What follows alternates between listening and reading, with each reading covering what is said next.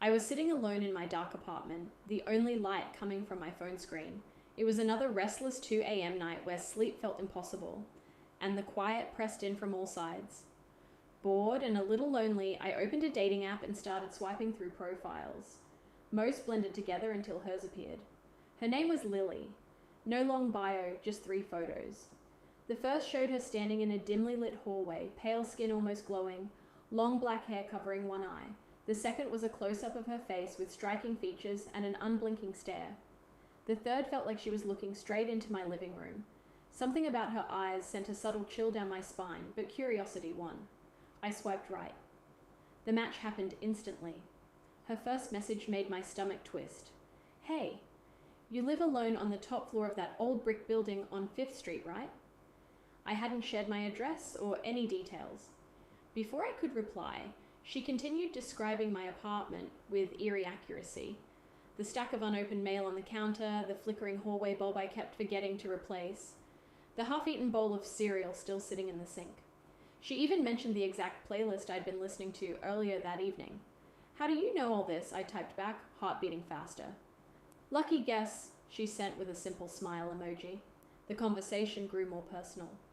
She asked about my day and somehow already knew about the argument I'd had with my best friend and the stressful work deadline looming. Her voice note came next.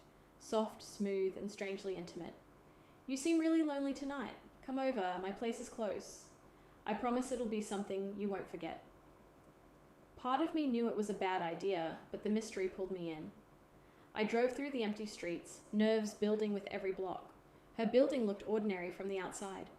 When she opened the door, she wore an oversized black hoodie that hung loosely on her thin frame. Her face was partially hidden by her dark hair. The apartment inside was almost completely bare. Just a mattress on the floor with dark sheets, a few candles flickering and casting long dancing shadows, and dim red string lights that bathed everything in an unsettling crimson glow. The air carried a faint scent of vanilla mixed with something colder, almost metallic. We sat on the edge of the mattress. She spoke quietly, her words too knowing. She described my childhood fear of being watched in the dark, the exact song I'd been replaying for days, and even small habits I thought no one noticed. Every time I shifted uncomfortably or glanced toward the door, she tilted her head at an unnatural angle, studying me like I was the only thing in her world. The candles suddenly flickered harder. For a brief, terrifying second, her face glitched like a corrupted video feed. Her eyes turned completely black, no whites visible, before snapping back to normal. My blood ran cold. "I've been watching you," she whispered, leaning closer.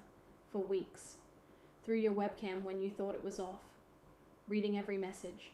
Listening to you talk to yourself late at night. You're just like the others." I stood up quickly, adrenaline surging. "This isn't funny. I'm leaving right now." She rose slowly, stepping between me and the door. "You don't have to be afraid of me." Before I could push past, she gently placed her cold hands on both sides of my face and pulled me into a kiss. Her lips were icy at first, then grew strangely warm. The kiss was deep and lingering, almost possessive, sending an electric jolt through my body that mixed fear with a disorienting pull. For those few seconds, it felt like she was drawing something out of me. I broke away, wiping my mouth, panic fully setting in. The room lights dimmed on their own. I grabbed a nearby lamp and smashed the window, glass shattering everywhere.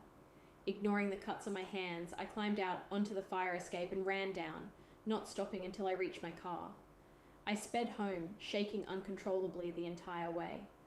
Back in my apartment, I locked every door and window, unplugged my laptop, and covered every camera I could find.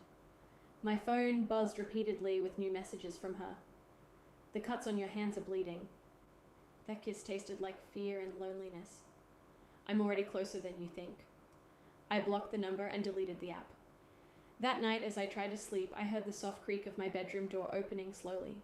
Moonlight from the window revealed Lily standing in the doorway, still wearing the black hoodie, her hair framing her calm, knowing smile.